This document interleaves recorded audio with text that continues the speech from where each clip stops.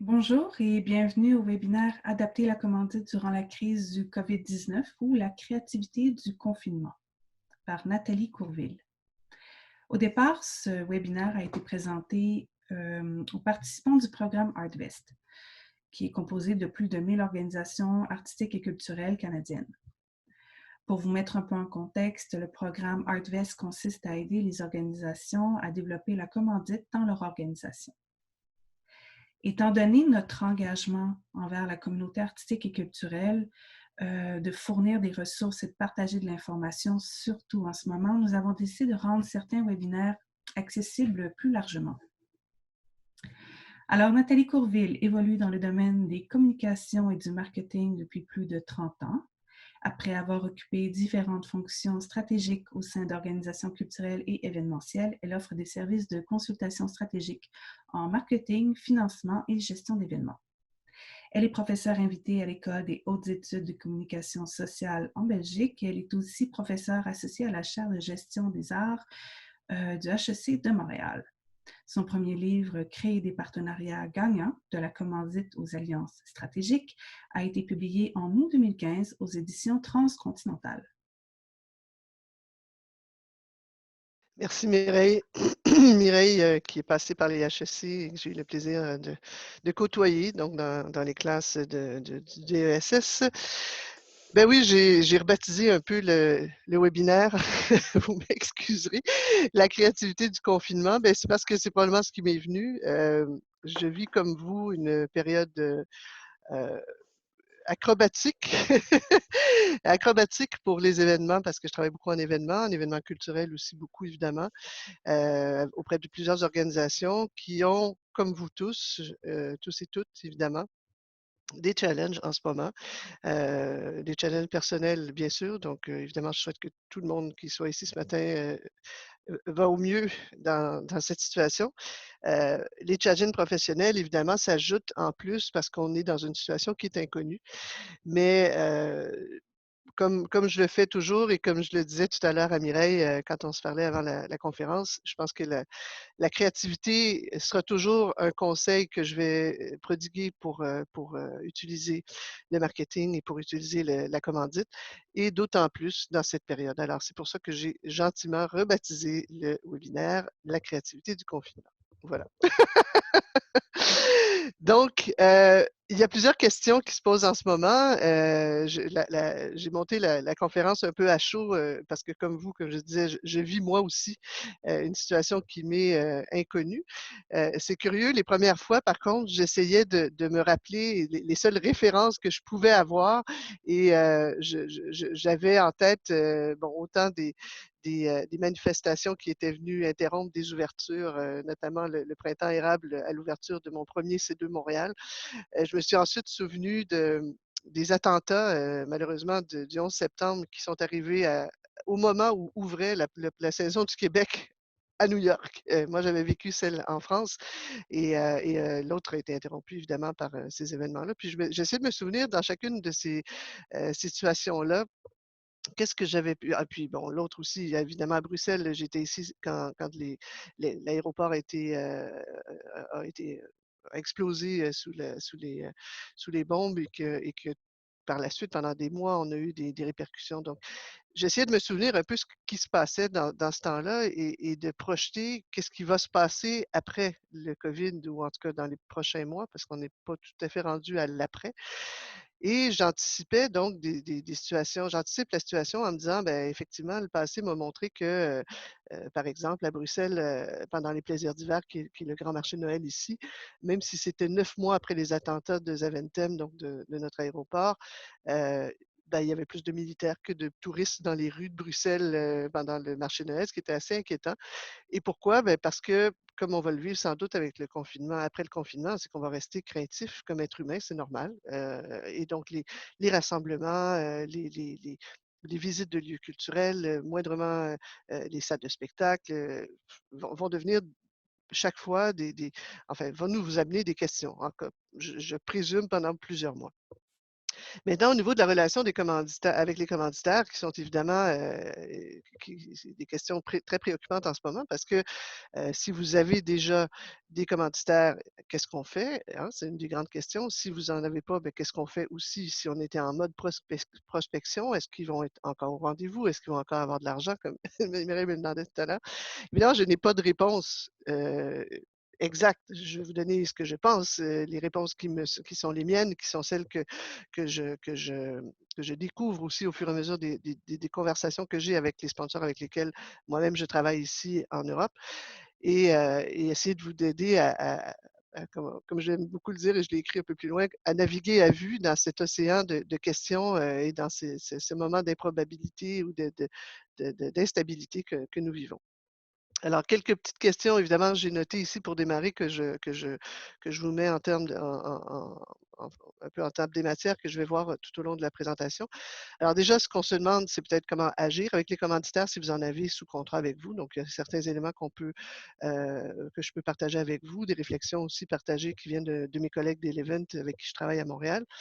Hem, Est-ce qu'on peut maintenir des relations avec des commanditaires? Est-ce qu'on peut en trouver des nouveaux commanditaires? Qu'est-ce qu'on peut faire? Donc, comment est-ce qu'on partage aussi les annulations? Comment est-ce qu'on dit ça? «Bonjour, on avait une entente pour le mois de juillet, puis tout à coup, il y a plus de festival, il y a plus d'événements, il y a plus de programmation». Alors tous ces éléments-là sont des questions sur lesquelles moi-même je réfléchis, donc je vous partage, en fait tous les réponses que je donne au fur et à mesure et puis qui me donnent envie en fait de continuer. Alors si vous avez des questions, comme le disait Mireille, n'hésitez pas à utiliser la fenêtre questions-réponses, et s'il y a quoi que ce soit, je vais si je peux, ben, je vais essayer de m'interrompre et de voir les questions. S'il y a quoi que ce soit, Mireille va me faire des signes aussi pour me dire qu'il y a des questions. Des fois, je ne les vois pas. Je suis emportée dans mon élan. Alors voilà, donc prochaine diapo. C'est Mireille qui fait ma technique, donc hop. Ah! Oui, vas-y, c'est bon. Excellent. Alors, comprendre la réalité économique, tu peux tout de suite passer à la prochaine. La réalité économique, pour moi, c'est le premier point sur lequel, je pense qu'il faut vous pencher. Je sais pas s'il y en a qui ont participé à certains webinaires que j'ai donnés précédemment. En tout cas, mes étudiants reconnaîtront, un des conseils que je donne toujours d'emblée, et un conseil que j'applique moi-même à ma réalité ici en Europe, parce que vous savez, ça fait pas si longtemps que j'habite ici, donc j'ai moi-même à comprendre le marché dans lequel j'évolue. Et quand on veut être bon en commandite, ben, un des premiers conseils que je donne, c'est lisez l'actualité économique du marché dans lequel vous évoluez. Alors ici, je me suis abonnée à Trends Tendance. Au Québec, il y a le journal Les Affaires, il y en a plein d'autres, il y a des revues économiques et des sections économiques dans les médias et tout ça. Et évidemment, un des constats que j'ai fait, c'est que toutes les lectures que j'ai faites dernièrement ne valaient plus grand-chose au niveau de ce que je savais du marché, parce qu'en ce moment, c'est en train de changer. Mais évidemment, il y a beaucoup d'articles qui sortent et je pense qu'il faut vous y intéresser. C'est la première chose que moi je fais en ce moment parce que la réalité économique, va être, ça va changer évidemment dans les prochains mois. La réalité ne sera pas la même pour tout le monde. Elle sera certainement pas la même, en tout cas pour personne, que celle qui était avant le COVID, donc avant mars, ou à peu près 2020. Hem, mais pour chacune des industries, ça va être différent. Donc je pense que déjà, avant de dire: «Est-ce qu'il y aura encore de la commandite? Est-ce qu'il y aura encore des commanditaires? Est-ce qu'il y aura encore de l'argent?» Il faut un peu décortiquer le marché et l'analyser pour voir que, ben, il y a quand même des entreprises qui sont favorisées en ce moment. Hem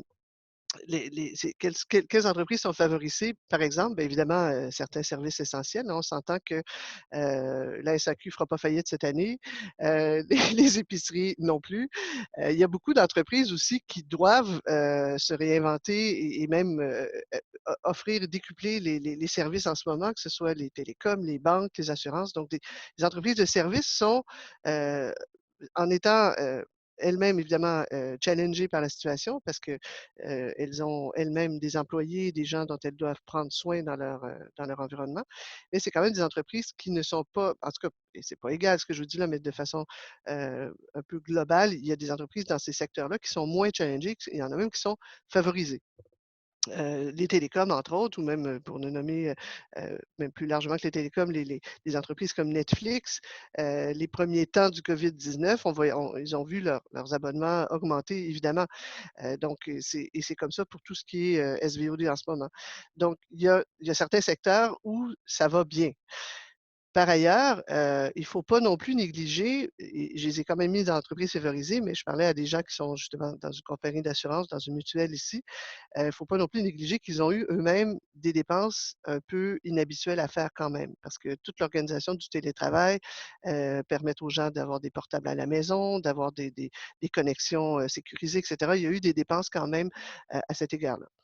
Donc, dans leur cas, malgré tout, et je parlais à des gens, entre autres, dans une responsable de sponsoring dans une banque qui gère les plus gros budgets de sponsoring ici en Belgique, et elle me disait, c'est évident que ce qui risque de se passer, même dans ces entreprises qui sont favorisées, entre guillemets, hein, évidemment, c'est que toute la business va se resserrer autour du core business qu'on dit en anglais, donc autour de la mission première de l'entreprise qui est de vendre des assurances, vendre des produits financiers, vendre des forfaits télécoms, et cetera. Donc, c'est évidemment la première chose qui doit être faite. Donc, il est possible, il est probable qu'il y ait certaines restrictions budgétaires et évidemment, ce qui arrive et ce qui risque d'arriver, c'est que les budgets marketing vont être challengés dans ces entreprises-là.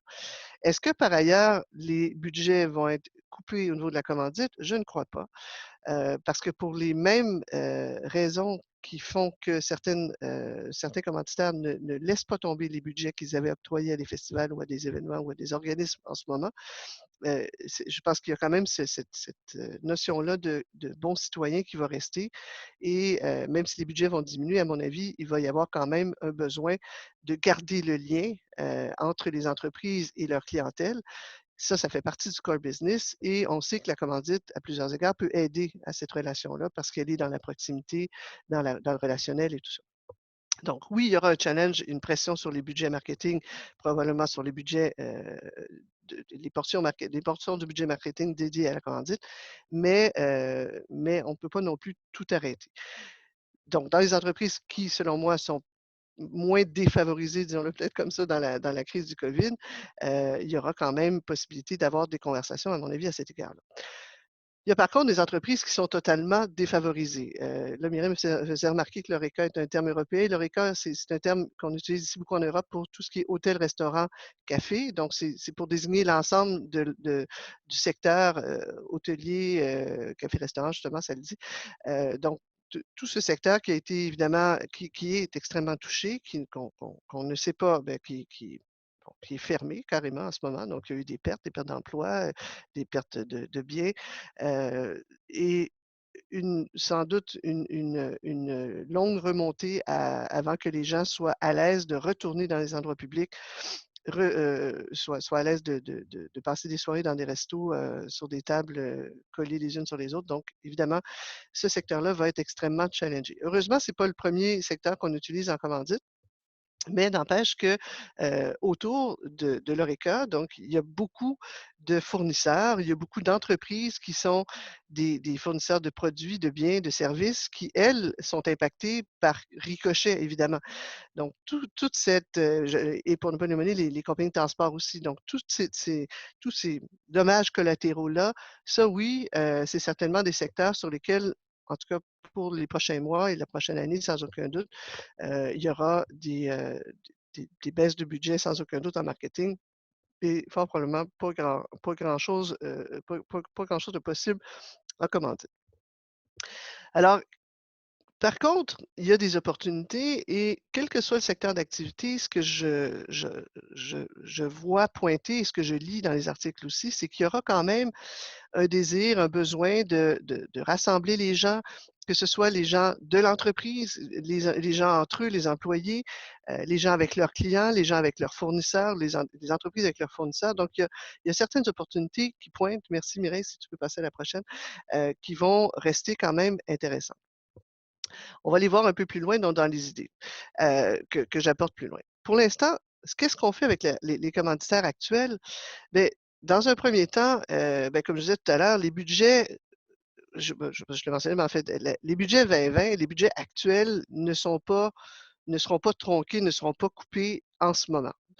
Donc, ma stratégie dans certains cas, et je le fais déjà, puis je donnerai des exemples tout à l'heure, c'est de dire, ah ben attendez, à l'automne, il risque d'y avoir des problèmes de coupe budgétaire pour les raisons évoquées plus tôt. Par contre, en ce moment, évidemment, personne ne va couper, personne ne va jouer dans les budgets parce que ça a été décidé en début d'année, on ne savait pas ce qui allait arriver, donc les budgets sont là. Il y a même curieusement, des budgets disponibles. Mais oui, quand on pense que le jazz, les Franco sont annulés. Ici en Europe, bon, le Tour de France vient d'être reporté à la fin août. Il y en a d'autres, plein de festivals. Je travaille avec la Suisse, donc le Paléo et le Jazz Festival sont annulés. C'est les 2 plus gros festivals en Suisse, à part le Montreux Comédie pour lequel je travaille. Et donc, c'est tout à coup, les sponsors, les commanditaires de ces événements-là avaient des budgets qui étaient dédiés. Dans certains cas, il est possible, par geste de bon citoyen, et je sais que ça se fait, il y a beaucoup de grands commanditaires qui agissent comme ça en ce moment en Europe, les budgets vont être quand même octroyés. C'est-à-dire que même s'il n'y a pas de commandite qui va effective cet été, ben, il y a certaines choses qui avaient déjà été entamées ou pas, et il peut y avoir des reports. Je pense que je saute sur la diapo suivante, mais c'est pas très grave. Je suis la pensée, c'est logique. De toute façon, Mireille le sait, je suis pas toujours mes diapos et c'est pas grave. Au final, vous aurez toute l'information de toute façon. Alors, ce que je disais, c'est que c'est ça, il y a des commanditaires qui peuvent décider de laisser leur budget au festival en se disant, ben, vous nous donnerez les avantages ou les bénéfices l'année prochaine ou le reste des bénéfices l'année prochaine. Ou sinon, il y a certains petites commandites qui vont tomber, c'est-à-dire que ben, il n'y a pas de festival, il n'y a pas d'événement, donc la commandite, le budget va être disponible. Alors, il y a peut-être des choses à faire et à aller chercher en ce moment, curieusement, mais c'est une des opportunités que j'ai décelées, en tout cas en parlant à l'une ou l'autre des entreprises avec lesquelles je travaille. C'est sûr que l'après-crise est une grande inconnue, donc ce que moi j'essaie de faire, en tout cas en ce moment, c'est de dire est-ce qu'on peut faire des choses maintenant et est-ce qu'on peut sécuriser maintenant des budgets pour l'avenir? C'est-à-dire, sachant que l'automne risque d'être compliqué et qu'à l'automne, ils vont aussi décider des budgets 2021 et ça aussi, ça risque d'être compliqué parce qu'il va y avoir les conséquences de la problématique économique qu'on vit. Et donc, j'essaie de voir qu'est-ce qu'on peut faire maintenant. Alors, est-ce qu'il y a des budgets sur lesquels je peux déjà travailler ou est-ce que je peux faire quelque chose avec les budgets que j'avais déjà négociés? On va passer à l'autre diapo.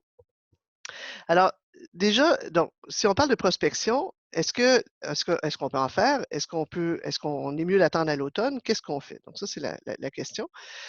Moi, ce que je dis, c'est que, ben, en fait, mieux vaut agir sur ce qu'on a entre les mains et essayer d'être créatif. Évidemment, comment je vais dire, la ce qui se passe le plus et ce qui est le plus facile à imaginer, c'est de transformer nos activités en mode digital. J'ai des exemples que je vous donne aussi tout à l'heure à la fin du webinaire.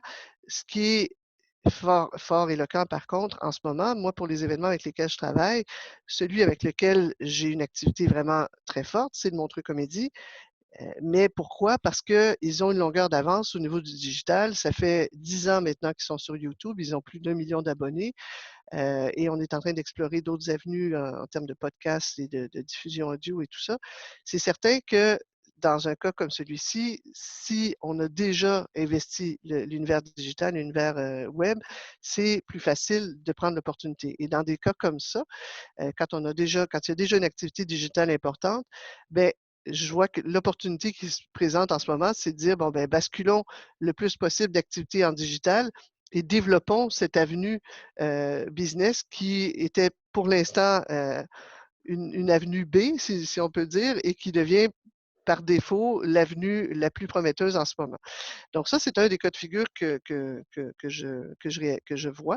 Mais évidemment, il faut avoir construit sa communauté. Donc, il y a aussi d'autres façons de faire pour l'entre-deux. On peut continuer.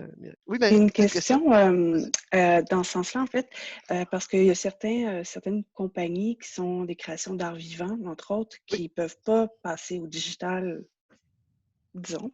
Et j'ai donné un conseil, mais je me demandais ce que ça valait. J'ai demandé en fait, est-ce que c'est le bon moment de penser, aux organisations qui font des arts vivants, de se relier avec d'autres organisations, artistiques, qui ne font pas d'art vivant, qui sont dans d'autres disciplines pour essayer de voir qu'est-ce qu'elles peuvent faire en commun dans les prochains mois? Est-ce que ça a de la valeur? Qu'est-ce que tu en penses? Ben, je pense que le temps est aux alliances entre les gens, ça c'est certain. On parlait tout à l'heure, toi et moi, avant le webinaire de cinéma, du festival Plein Écran, entre autres, qui a gentiment offert sa plateforme de diffusion et sa page Facebook où ils font leur festival à chaque année parce que c'est un festival de films qui a lieu sur Facebook, donc une fois par année, et qui a offert gentiment à plein de festivals de films de les sauver et d'utiliser leur plateforme pour faire la diffusion des films. Donc, en leur facilitant évidemment la vie au niveau du upload des films, des droits, de la gestion, et cetera, parce que c'est quand même, ça peut avoir l'air simple de dire, ah ben tiens, je vais mettre mon festival en ligne, mais c'est pas si simple que ça parce qu'il y a plein de droits derrière. Il faut gérer l'écoute, il faut gérer la diffusion, il faut en faire la promotion, etc. Donc, c'est quand même pas si simple non plus. Donc oui, je pense que le temps est aux alliances. Ça, c'en est une très belle que je veux bien souligner. Ensuite, tu parlais d'art vivant. C'est curieux parce que la première, je travaille avec un festival, entre autres, qui s'appelle ici la CEMO et qui est un festival qui se passe, qui est un festival d'abord de musique, mais aussi un festival qui propose plein d'univers avec des aires de jeux pour enfants, des conférences, toutes sortes de choses. C'est un magnifique festival. Beh, effectivement, leur première réaction, ça a été et j'en ai un autre même, avec la même équipe, on fait Namur en mai, qui est un festival d'art de rue, en fait, donc aussi. Et dans les 2 cas, c'est la première réaction était de dire: «Attends, mais non, on fait de l'art vivant, de l'art de rue, ça se met pas sur le web, des spectacles de musique, ça se fait pas sur le web». Et bah, c'est 2 exemples avec lesquels justement, on a eu de la créativité et avec lesquels on est en train de réfléchir un peu différemment. De cette première crainte de dire: «Ben non, on peut rien faire, on sait rien faire avec les arts vivants», ben tout à coup, ben avec la CEMO, on se dit et il y a toutes sortes d'idées qui sont sympas, qui sont sorties. Ben, on évidemment, il y en a qui sont plus simples que d'autres, mais, sur l'aspect bon, c'est un événement durable, qui est un des leaders, en termes de durabilité ici en Belgique. Alors, tout à coup, tous les éléments durables du festival deviennent des inspirations pour créer une programmation en ligne. Alors, la bouffe qu'on sert sur le food and bev, qui est inspiré évidemment du bio, du végan, nanana, ben, on va mettre en ligne des recettes et on va les partager à notre communauté. Au niveau de la musique, une idée sympa, puis là, je vous donne comme ça quelques trucs qui sont sortis qui sont très chouettes. Je ne sais pas si on fera tout. Les Cowboys Fringants, que vous connaissez, sont un groupe très apprécié ici en Europe. Puis ils sont venus au tout début de la CEMO il y a 10 ans, et puis là, ça faisait des années qu'on voulait les revoir. Ils revenaient cet été. Alors évidemment, grande déception dans la communauté parce on les aura pas. Et de toute façon, la CEMO va être annulée d'une journée à l'autre. Et donc, tout à coup, ce qui est en train de s'imaginer, c'est qu'il y a une danse, et puis là, vous m'excuserez ma méconnaissance du catalogue des Cowboys Fringants, mais il paraît qu'il y a une danse associée à une certaine des chansons des Cowboys Fringants, que les gens aiment beaucoup. Et tout à coup, ce qui va se faire, ce qui est proposé, c'est on montre cette danse-là à la communauté et qu'il y a une espèce je ne sais pas si on va faire sur TikTok ou sur Facebook, mais toute la communauté s'y mette et fasse ensemble une danse en commun pour envoyer aux cow-boys pour dire qu'ils s'ennuient et qu'on a hâte de les voir l'an prochain, tu vois.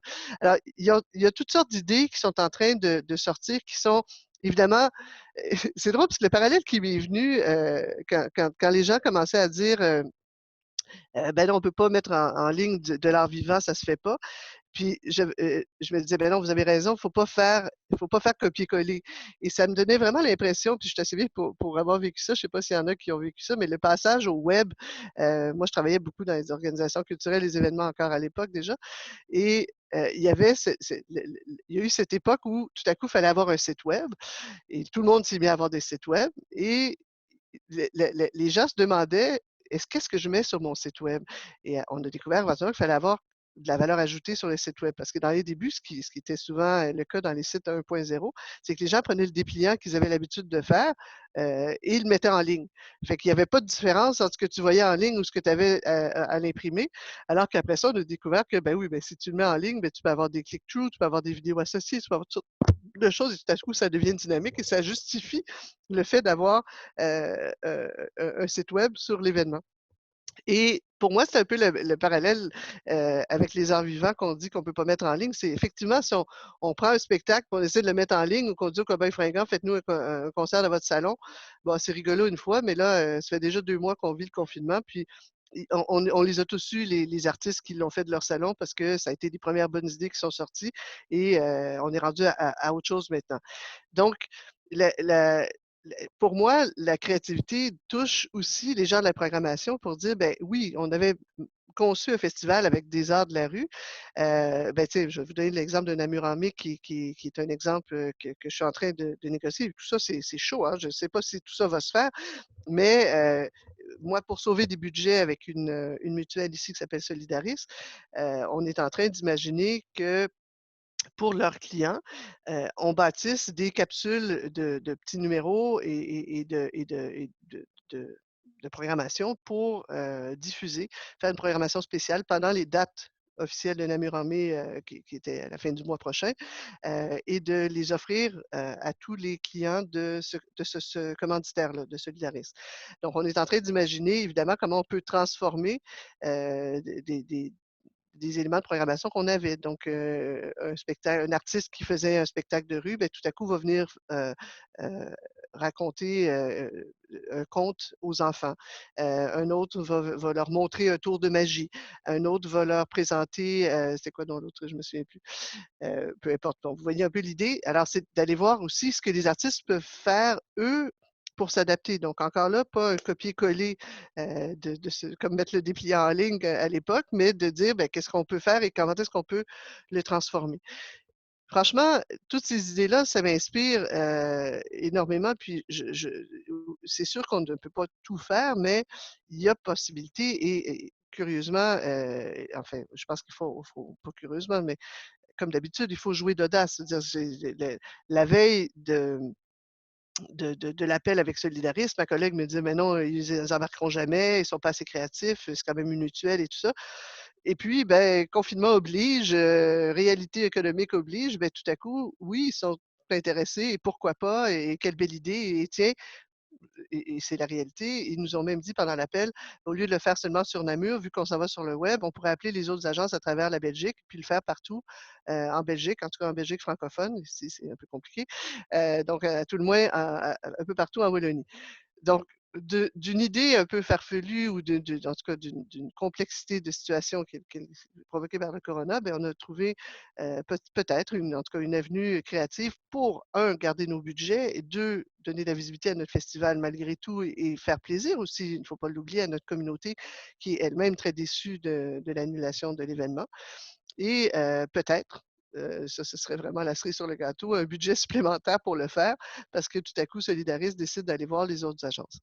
Donc ça fait partie des belles choses que j'ai découvert maintenant. Je vais revenir peut-être à des aspects un peu plus pratiques. On reviendra aux beaux exemples par la suite parce que je vais essayer de suivre mon PowerPoint pour pas me faire gronder. Il y a des petits éléments, pratico-pratiques qui sont quand même et ça vient d'un article qui a été publié par mon collègue Francis Dumais qui travaille chez Eleven, que vous pourrez trouver sur le web ou peut-être dans les éléments que Artvez et Mireille en particulier a partagé dans les derniers jours. Est-ce que tu avais partagé cet article-là? Je ne veux pas être redondante, Mireille. L'article de Francis? Non? Ben, OK, peut-être qu'on Non, pourra j'ai leur donner pas. tu Mais pourras je vais leur mettre donner le le lien lien? tout de suite dans le lien de conversation, puis je vais l'envoyer demain à tous les gens qui ont assisté au webinaire. Merveilleux.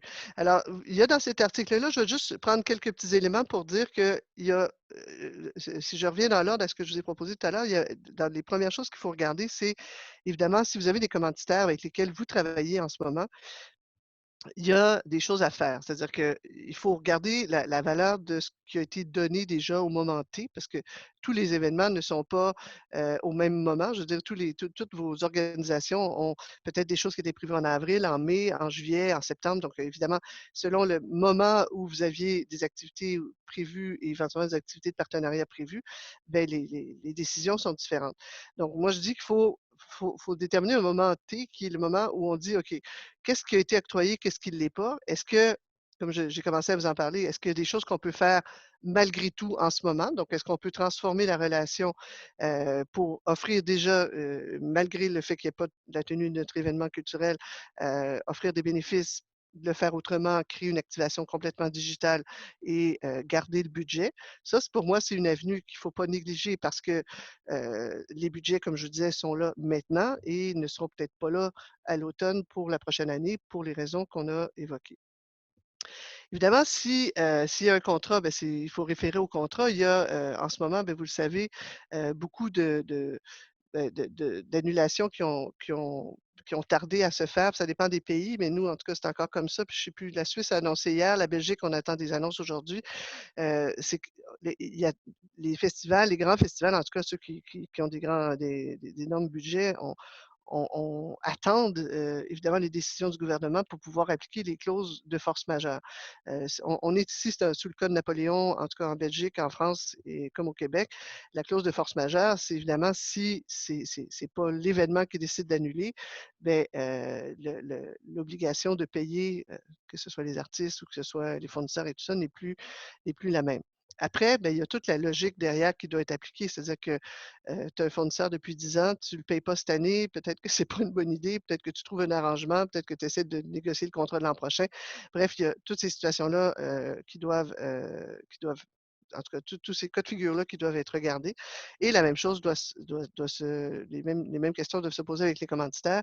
Ils peuvent ou pas appliquer la clause de force majeure. Si c'est le cas, ils peuvent eux aussi décider de ne pas donner les budgets, mais peuvent aussi, et je pense que vous pouvez l'évoquer, avoir un geste bon citoyen puis dire, ben, attends, on n'a pas envie de jeter l'industrie culturelle à terre, on va essayer de maintenir ce qu'on avait à faire et pour le maintenir, ben, pourquoi pas essayer de trouver une autre forme d'activation qui pourrait satisfaire les besoins du moment actuel. Donc, évidemment, faut revoir complètement la relation, hein. Une activation qui était basée sur des objectifs X qui étaient en fonction de rencontres avec des clientèles sur un événement Y. Évidemment, il faut repenser tout ça. C'est comme de rebâtir l'activation, rebâtir le partenariat. Mais bon, on dit tous qu'on a du temps, alors utilisons ce temps-là à bon escient. Dans les autres éléments, donc, évidemment, bon, il n'y a pas une situation qui est pareille. Si l'événement est repoussé, on peut évidemment penser qu'on donne les bénéfices à ce moment-là. Je pense à Juste pour rire qui a repoussé son événement en septembre alors que le jazz et les Franco se sont annulés. Je pense par contre qu'ils ont un certain challenge à faire suivre les commanditaires dans cette nouvelle réalité-là. Pour la simple raison que ben, septembre n'est pas juillet, donc c'est pas la même période. La campagne n'est pas la même, la concurrence ne sera pas la même. Donc, il y a tout un contexte différent et sans aucun doute, la forme du festival ne sera pas la même non plus parce que si je ne me trompe pas, ils ont tronqué quand même dans la programmation, dans le nombre de jours et dans certainement le site extérieur qu'ils vont faire. Si bien que c'est pas si simple que ça de reporter. Par contre, vous pouvez penser que vous donnez l'an prochain ou dans la prochaine, parce que ça dépend évidemment, tout le monde n'est pas dans un cas de festival, mais vous pouvez donner les bénéfices à un autre moment. Donc dire, ben écoutez, on vous doit toute cette série-là d'avantages qui étaient prévus. Si vous nous laissez les budgets maintenant, on peut vous les donner, mais on vous les donnera plus tard. Donc, il peut y avoir un report aussi de l'octroi des avantages qui avaient été négociés. Et tout ça peut aussi donner une opportunité pour ajouter des fois une année au contrat, pour dire, ben écoutez, on va vous donner des avantages l'an prochain, mais on pourrait négocier pour les 2 prochaines années, puis peut-être étaler aussi ces avantages-là.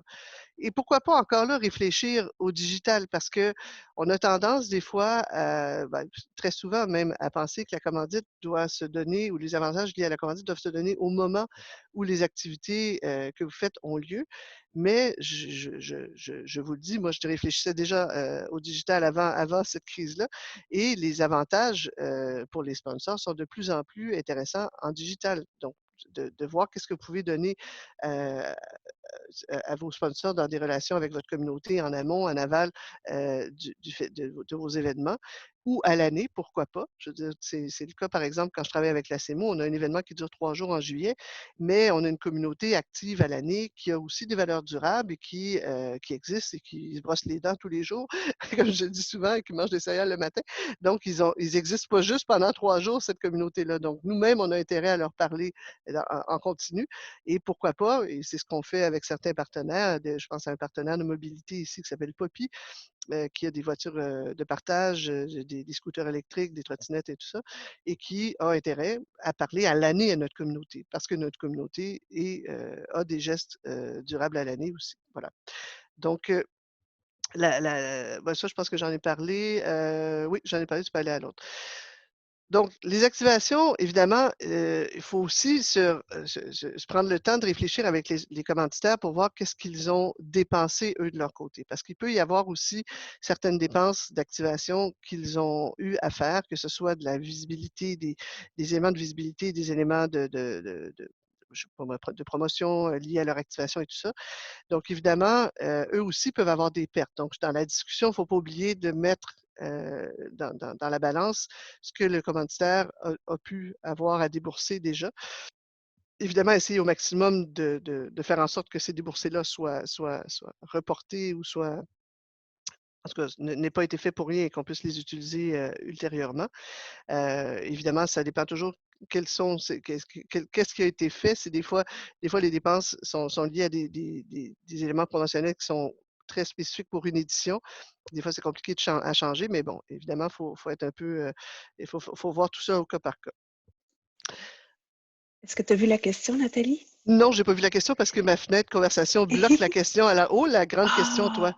Ah! OK. Je vais la lire. Je vais aller lire Oui, à voix haute, puis ça va te permettre vas-y. de réfléchir à ta question pendant ce temps-là. Parfait.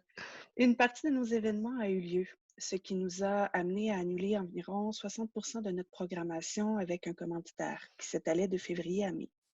Au lieu d'offrir un crédit pour les années subséquentes, ce qui nous priverait de flux de trésorerie importants, comme tous les commanditaires ont payé leur contrat pour l'année en cours, serait-ce envisageable d'offrir un don pour la portion non livrée de notre entente? Nous avons le numéro de charité. Point d'interrogation, c'est le point d'interrogation. Donc, Oui. ça fait de notre commanditaire un bon citoyen et pour nous, ça permet de souffler un peu. Ben, c'est une excellente idée. C'est certain, Alexandre, que c'est un peu comme je mentionnais plus tôt, je ne sais pas si je l'ai bien expliqué, mais quand je parlais à ING ici, donc un des grands sponsors de Belgique, il me disait que plusieurs grands commanditaires, d'ailleurs, se concertaient en ce moment pour dire, ben, on ne va pas mettre une industrie à plat parce qu'il y a cette foutue pandémie qui nous attaque. Donc, les entreprises qui sont capables de le faire vont essayer de garder l'investissement actuel.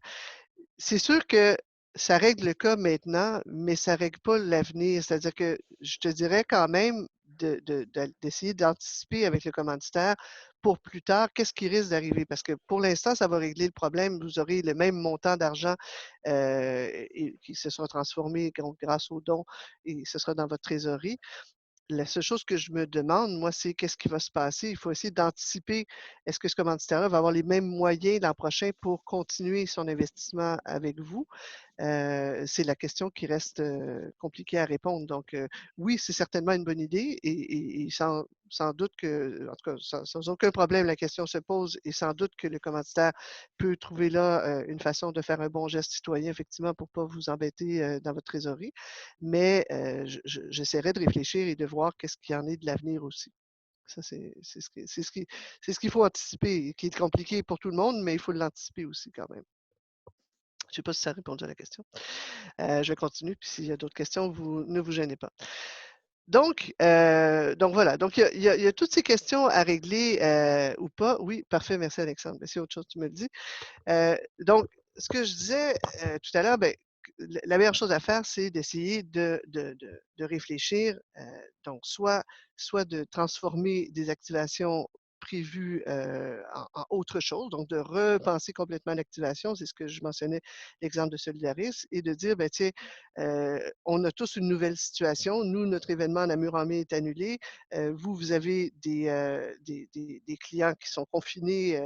Vous avez comme entreprise une relation à entretenir avec eux, vous avez peut-être des messages à leur envoyer, tout ça. Comment est-ce que nous, on peut vous aider dans cette nouvelle réalité-là? Donc, c'est comme ben, c'est pas comme, c'est de dire, ben, on a une nouvelle opportunité qui est de revoir le partenariat.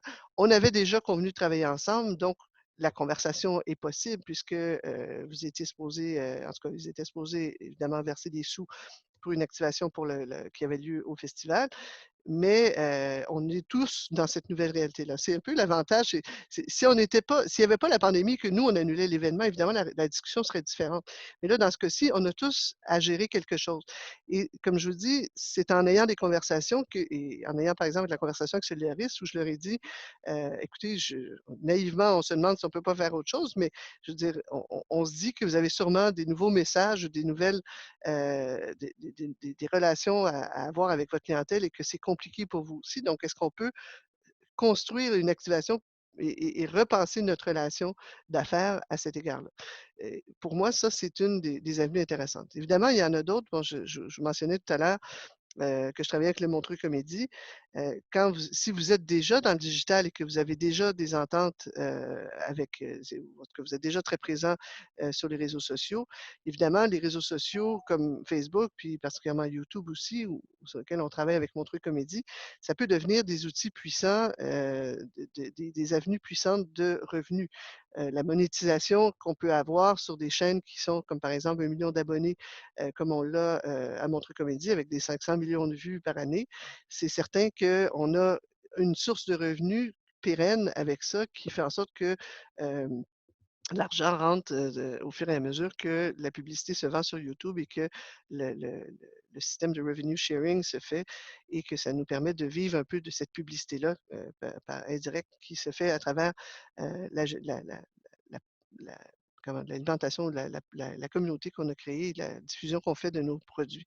Si vous n'êtes pas déjà dans cette réalité-là, ben, vous pouvez commencer à y penser parce que c'est certain que la la l'avenir avec le digital, c'est aussi en tout cas pour les organisations culturelles et événementielles, c'est une avenue de financement qu'il ne faut pas négliger. Je veux dire même les Snapchat, Twitch, et cetera. Je veux dire tous ces nouveaux canaux-là nous permettent d'avoir même des podcasts donc avec lesquels, je travaille avec une compagnie ici en Belgique avec lesquels on explore comment mettre en ligne tous les sketchs de Montreux, mais en audio, donc sous forme de podcast. Toutes ces nouvelles formes de diffusion-là sont aussi des avenues de financement. Et je me rends compte, donc dans la situation qu'on vit là, que le fait d'avoir ces revenus constants, qui sont un peu sur le long terme, évidemment, mais c'est pour Montreux, en tout cas, c'est ce qui va nous sauver la vie jusqu'au festival en décembre.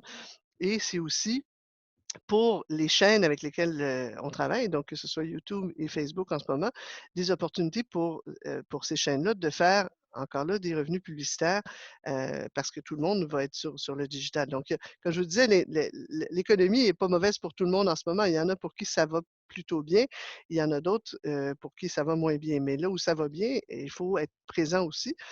Et je vous dirais que même pour Montreux Comédie, ce qui est assez curieux, parce que nous, on est déjà en discussion en direct donc avec YouTube, mais Facebook, tout à coup, s'est intéressé à nous parce qu'eux-mêmes sont en recherche de contenu. Donc, ce phénomène-là les avantage, mais ils sont d'autant plus avides d'avoir des contenus sur Facebook. D'ailleurs, juste pour vous dire, la petite histoire de plein écran dont je parlais tout à l'heure, ce fameux festival de films sur Facebook, la belle histoire de ce festival-là, c'est qu'ils ont beh, ils ont voulu créer un festival de courts-métrages, mais n'ayant pas les moyens de le faire en salle et trouvant que c'était peut-être fastidieux de démarrer un nouvel événement, en tout cas un nouveau festival de films, ils ont eu l'idée d'appeler Facebook, qui est devenu partenaire de leur festival, dès les débuts. Et Facebook a créé pour eux des algorithmes qui a fait en sorte que c'est devenu un festival, vu, je pense la première année, ils avaient 700 000 vues, et 1,5 million de portées. Pourquoi? Parce que Facebook, a fait des algorithmes évidemment, mais pourquoi ils ont fait des algorithmes pour ce festival-là? Tout simplement parce que le contenu qu'ils amenaient était intéressant et amenait, justement du contenu sur la plateforme. Donc ne négligez pas que ces grands joueurs-là et tous ces canaux de diffusion-là sont aussi demandeurs de contenu intéressant pour être capable de poursuivre, dans le fond, leur modèle d'affaires qui est de créer, de vendre de publicité et de monétiser évidemment la portée des communautés. Oui, Mireille. Oui, ben, on peut ne pas vouloir aller vers Facebook, comme partenaire, c'est correct C'est pour ça. des raisons qui nous appartiennent. Mais je vais souligner quand même que le Centre canadien des arts a fait un partenariat très intéressant dès le début avec Facebook, pour, donner 1 000 à une centaine d'artistes à travers le Canada pour qu'ils fassent, Oh, des spectacles live. Donc ça s'est passé vraiment dans les premiers jours au mois de mars. oh, chouette. Je t'enverrai le lien, Que c'est Nathalie. chouette. Ouais, c'est quand même assez étonnant. Donc, Excellent. voilà. Puis ici, on a Kim qui alimente la conversation sur la fenêtre conversation, pour alimenter la réflexion sur les plateformes Kim de Marcellet? diffusion de contenu. Oui, c'est ça, Mais je pour la les connais, arts Kim vivants. Marcellet. C'est une de nos mentors aussi. OK. Donc, voilà, c'est un beau débat pour la communauté, qui n'est pas terminé. Oui, bonjour Kim. Je te laisse continuer, Nathalie. Oui, certainement. Alors, ben, on va arriver à la dernière partie du séminaire, en fait, qui, je vais un peu dans tous les sens, mais évidemment, je l'ai un peu préparé aussi comme ça, à vue. Et d'ailleurs, ma dernière partie s'appelle Navigation à vue. Si tu veux aller sur mes exemples, Mireille, ben, je vous ai déjà donné quelques pistes sur les réflexions que j'ai actuellement. Donc, qu'est-ce qu'on peut faire lors de la reprise? Une autre piste que je vois pointer, c'est que, et encore là, bon, l'Europe est pas pareille comme le Québec. Ici, en Belgique en particulier, je vous dirais que à cause des problèmes de langue, donc le néerlandais, le français et bon, on ne sait pas quelle langue il faut parler à Bruxelles, donc tout le monde parle anglais. C'est aussi curieux que ça puisse paraître dans la capitale de l'Europe qui est francophone en principe. C'est un c'est que les entreprises ici mettent presque autant d'argent pour les événements B2B que pour la commandite. Mais même si le Québec n'est pas tout à fait dans cette même réalité-là, je dirais qu'à la reprise, moi, je pense qu'il y aura, sans aucun doute, même s'il y aura des coupures sans doute pour les budgets de commandite, il y aura sans doute de l'argent qui devra être dédié à recréer les liens entre les humains, hein. J'ai toujours dit que la commandite, c'était aussi du H2H.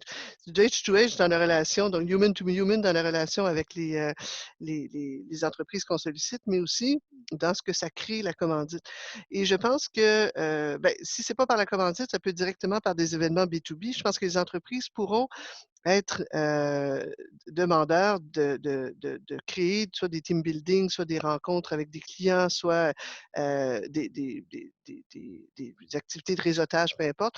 Et pourquoi pas utiliser vos événements, vos lieux comme écrin pour recevoir ces événements-là. Donc, peut-être aussi repenser un peu à ce que les entreprises ont besoin. Donc, pas juste penser commandite. Puis, de toute façon, si vous avez déjà suivi mes cours en commandite ou d'autres séminaires, la commandite n'est jamais pour moi aller chercher de l'argent, hein. C'est d'aller offrir quelque chose qui va répondre à des objectifs de l'entreprise et pour lesquels la conséquence heureuse, c'est qu'ils vont vouloir vous donner de l'argent pour le faire parce qu'ils vont trouver ça pertinent. Donc, si on est toujours dans cette réalité-là, ben, restez dans l'optique d'aller voir les entreprises pour voir quels seront leurs nouveaux besoins après COVID, quels seront les besoins de l'entreprise, un peu comme ce que j'évoquais avec Solidaris, ben, en posant la question, ils m'ont dit, ben oui, c'est vrai, on aimerait ça faire quelque chose pour nos clients, on aimerait ça se manifester, savoir, leur dire qu'on prend soin d'eux.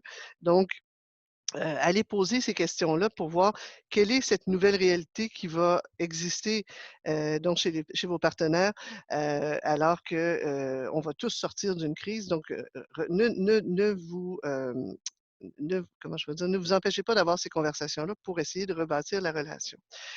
Sur la prochaine diapo, donc, je vais vous donner aussi deux exemples, dont un à Montréal et l'autre à Roubaix. Bon, celui de Montréal, malheureusement, je ne suis pas certaine qu'il va avoir lieu parce que le directeur du festival est aux prises avec le fameux COVID. Donc, oui, c'est malheureux et je n'ai pas de nouvelles. J'espère, je sais juste qu'il était aux soins intensifs. Donc, je suis très malheureuse de ça, mais on a eu l'occasion quand même de discuter avec eux et de réinventer le Festival de musique de chambre de Montréal en imaginant, entre autres, un passage au web qui, pour cette année, les aurait sauvés et qui, par ailleurs, ouvrait aussi de nouvelles avenues.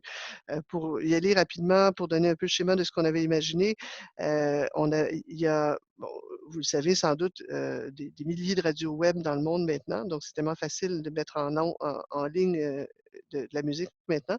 Mais il y a des outils, puis il y a aussi des entreprises qui peuvent accompagner vous accompagner si jamais vous décidez de faire une radio web. Et tout à coup, ce qu'on avait imaginé, c'était de faire le lancement de cette radio web qui deviendrait donc un organe de diffusion à l'année pour le Festival de musique de chambre et d'utiliser leur catalogue de 20 ans, 20 ans de catalogue de musique et d'actifs, donc qui dort quelque part sur un serveur et qui tout à coup pouvait devenir une matière première pour créer dans un premier temps une radio web donc de musique de chambre avec, à l'occasion du festival, des nouveautés qui seraient peut-être live avec des artistes qui feraient soit des morceaux de musique de chambre d'un peu partout dans le monde avec des diffusions particulières, peut-être et programmées aussi et annoncées sur les réseaux sociaux. Mais ce qu'on avait donc eu l'occasion de réfléchir à ce moment-là, c'est que la réinvention du festival dans une forme un peu digitale cette année, c'était en même temps l'opportunité de créer une nouvelle avenue de diffusion et éventuellement de monétisation, comme je le disais tout à l'heure. Donc, créer une radio web, c'est une chose. Bon, à prime abord, d'emblée, ça ne coûte pas si cher que ça, surtout dans leur cas. Ils sont propriétaires des droits, puis ils ont 20 ans d'enregistrement, donc c'est quand même c'est un actif incroyable. C'est un trésor même. Et donc, mettre en onde tout ça, ça ne demandait pas des coûts énormes. Mais ce qui est intéressant, c'est que s'ils accompagnent, et c'est ce qu'il faut faire évidemment, la mise en ligne de leur catalogue et sous forme d'une radio, c'est plus une radio dans leur cas que de podcast, évidemment. Derrière, c'est que s'il y a une bonne stratégie, marketing qui est bâtie, ils vont se créer une communauté et la communauté va leur permettre de générer, de la publicité parce que, bon, quand vous allez sur des radios web et que vous travaillez avec des partenaires, il y a des régies publicitaires qui peuvent, vendre la publicité donc et utiliser la force de votre communauté puis faire du partage de revenus avec vous. Donc c'est tout à coup une nouvelle avenue qui s'est présentée parce que en réfléchissant à ce qu'on pouvait faire pour le festival de juin, on a réfléchi à tous les actifs que le festival avait et on a eu cette conversation sur le fait qu'ils avaient un catalogue de 20 ans magnifique et pour lequel ils ne faisaient rien. Donc, ça a été une opportunité. Après, bon, est-ce que ça va se faire? Peut-être pas dans le court terme, malheureusement, mais peut-être que ça peut se faire dans le moyen terme. En tout cas, ça a au moins amené cette réflexion-là. L'autre festival, c'est le Festival de films d'Aubagne, mais je mentionnais tout à l'heure ce que Plein Écran a fait. Mes amis du Festival de films d'Aubagne, quand eux autres ont été pris parce que le festival arrivait fin mars. Donc, ça a été vraiment le, le premier coup de massue parce que quand c'est arrivé pour tout le monde, ça a été le choc, mais quand eux avaient le festival dans les 3 semaines, ça devenait évidemment impossible de le tenir. Sauf que ils n'avaient jamais imaginé aller sur le web. Moi, la première chose que j'ai faite, c'est que je les ai référés à Plein Écran en me disant: «Eux savent la recette, appelez-les, ils vont essayer de vous aider». Bon, Plein Écran a été très gentil, je pense qu'ils les ont guidés effectivement, mais ce qu'ils ont fait, c'est qu'ils ont réinventé complètement le festival, que ce soit donc la mise en ligne des films évidemment, avec tout ce que ça comporte, de renégocier les droits. Ils ont pris une plateforme de diffusion, si vous avez besoin des noms, je vous donnerai aussi là, mais c'est des plateformes de diffusion, il y en a plusieurs qui existent, qui permettaient donc, d'envoyer des newsletters à tous les jours, de donner des codes, de créer des comptes pour tout le monde qui voulait écouter des films, d'assister à la remise de prix qu'ils ont fait live, et cetera, et cetera. Ça a été fantastique. Ils se sont, comme on dit en bon québécois, virés de bord, sur une scène vraiment rapidement. Et ils ont fait tout ça en 3 semaines, 2 personnes et leurs bénévoles et ils ont eu 18 000 participants en ligne, ce qui est quand même extraordinaire quand on sait que le festival en soi regroupe environ une vingtaine de mille de personnes à chaque année. Donc, ils ont réussi à atteindre autant ou à peu près autant de gens par cette opération digitale. Ce que ça fait comme héritage pour la suite, et je vais en parler prochainement avec eux, j'ai bien hâte, c'est que c'est certain que dans les 18 000, on va aller analyser ceux qui ont suivi le festival, mais sans doute qu'il y a beaucoup de gens qui n'étaient pas de la ville d'Aubagne ou de Marseille ou de la région. Ce qui veut dire que ces gens-là pourraient devenir éventuellement des fans qui suivent le festival d'année en année. Et pourquoi pas donc toujours penser qu'il y aura à l'avenir un volet digital pour augmenter la portée du festival. Ils ont eu cette expérience et qui fait en sorte que que ça a été. C'était quoi ça? Ils ont eu une expérience, ça va? Ils ont eu une expérience qui leur a permis de voir que ça se pouvait et que ça avait de la portée. Si on ajoute cette portée-là à la communauté physique, donc qui vient au festival, ben, on vient aussi de rajouter de la valeur pour des commanditaires.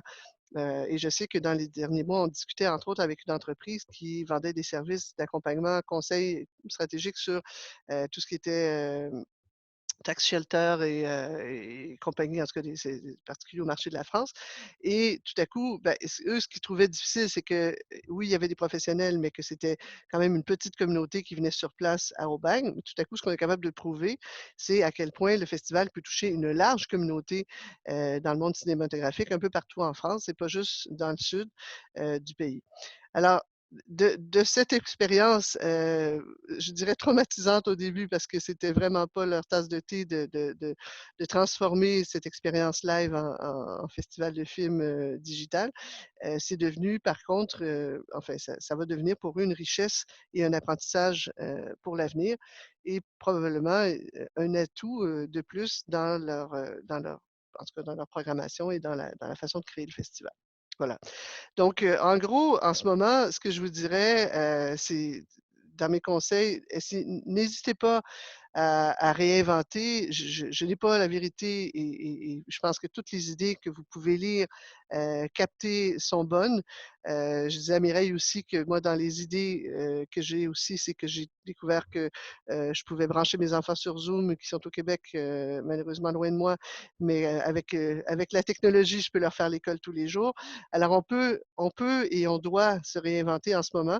Moi, ce qui m'a inspiré, c'est rigolo, mais, dans les il y a beaucoup de choses qui m'ont inspiré pour le faire, mais ce qui m'a inspiré aussi des exercices avec eux, c'est le Getty Museum qui, je ne sais pas si vous avez vu se passer ça sur Facebook, qui a proposé à ses, je sais pas, ses abonnés ou ses membres, enfin, qui a lancé un appel à la communauté en disant, en montrant des œuvres d'art, puis en disant reproduisez l'œuvre d'art en l'imitant, puis en vous déguisant pour essayer de refaire l'œuvre d'art. Allez voir sur Facebook, c'est magnifique ce qui a été fait. Mais je me suis mis à jouer avec ça avec mes enfants pour leur faire des cours d'art. Je leur ai proposé après ça des bingos mathématiques, toutes sortes de trucs. Je pense qu'il y a beaucoup de gens qui ont des idées. C'est une grande période de partage aussi. Inspirez-vous. Mais surtout, n'hésitez pas à réinventer, puis bon, évidemment, réinventer l'événement, c'est une chose, mais réinventer aussi la relation avec vos partenaires en vous disant, ben, on vit tous cette même réalité complètement débile qu'on n'a jamais vécue dans notre vie. En tout cas, moi, je n'avais pas vécu de guerre, puis j'ai l'impression que c'en est une guerre bactériologique, une guerre mondiale.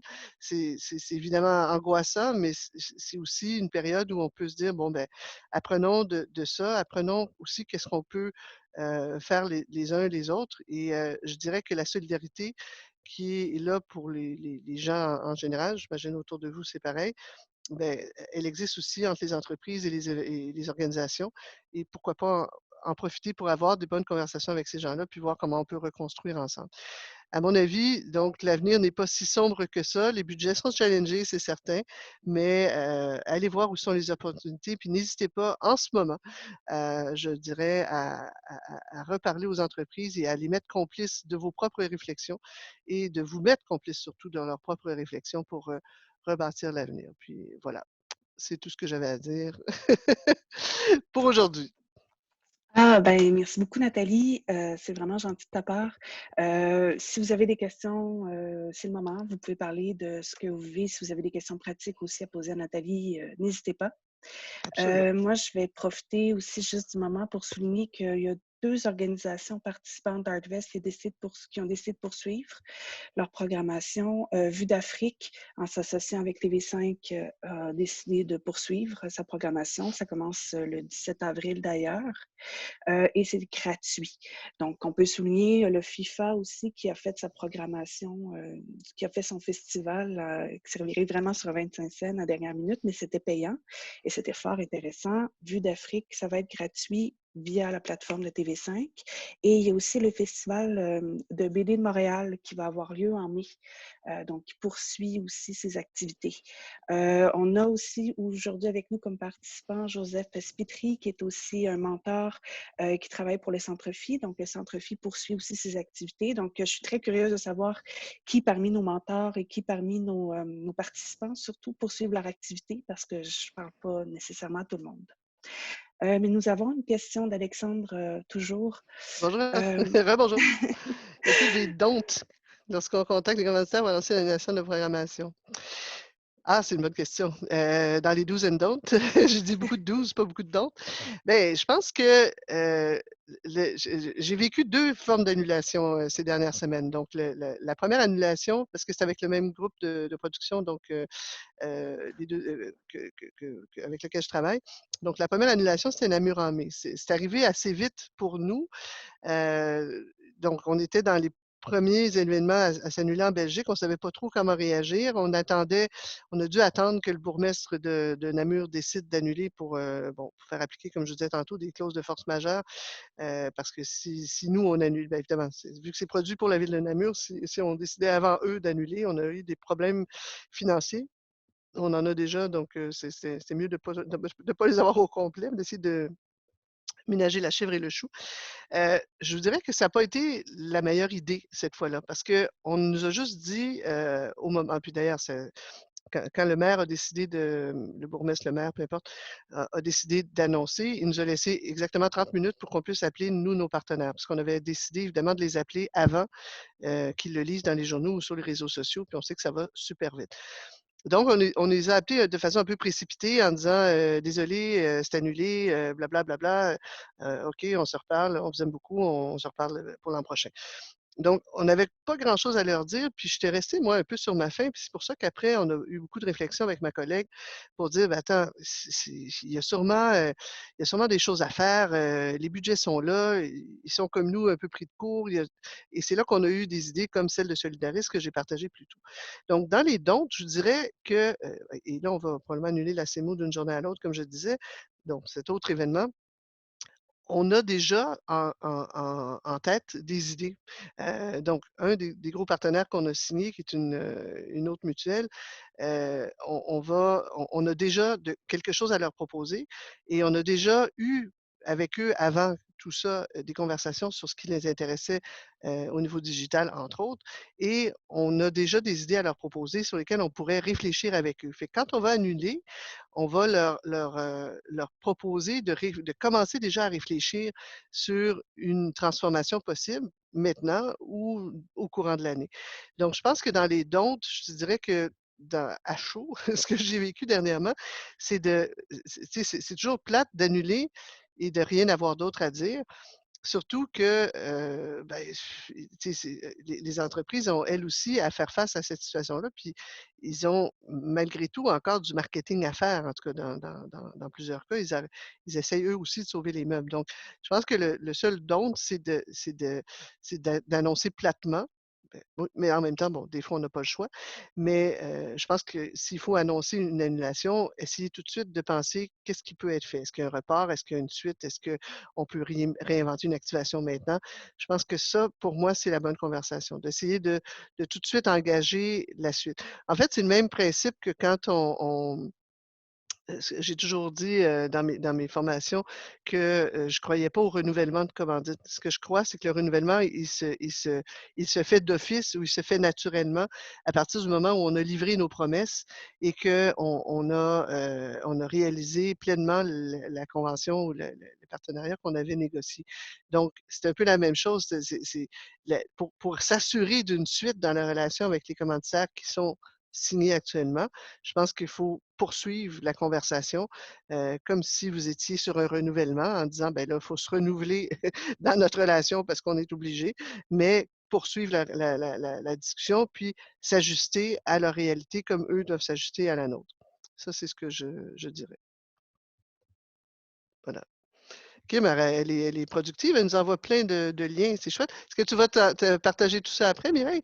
tous les beaux liens Puis, qu'il y a dans je cette... vais envoyer ça par courriel parce que je remarque qu'il y a un problème. On ne peut pas cliquer sur les liens. Puis, j'ai essayé 2 fois. Puis, je suis comme, OK, je vais tout Ah, mais non, envoyer ça aux participants, un courriel avec on le peut lien les... du sondage aussi.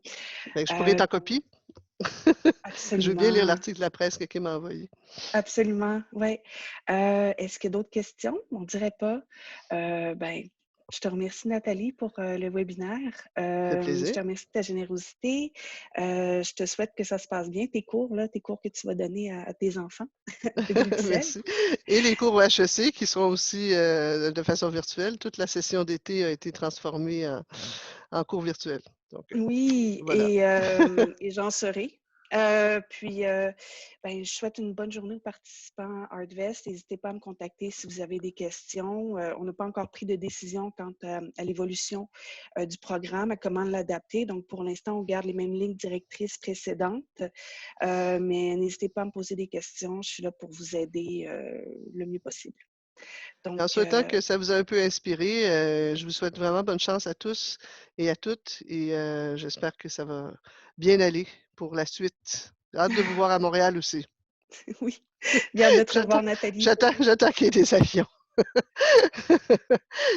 À Merci bientôt. beaucoup. Bonne journée, tout le monde.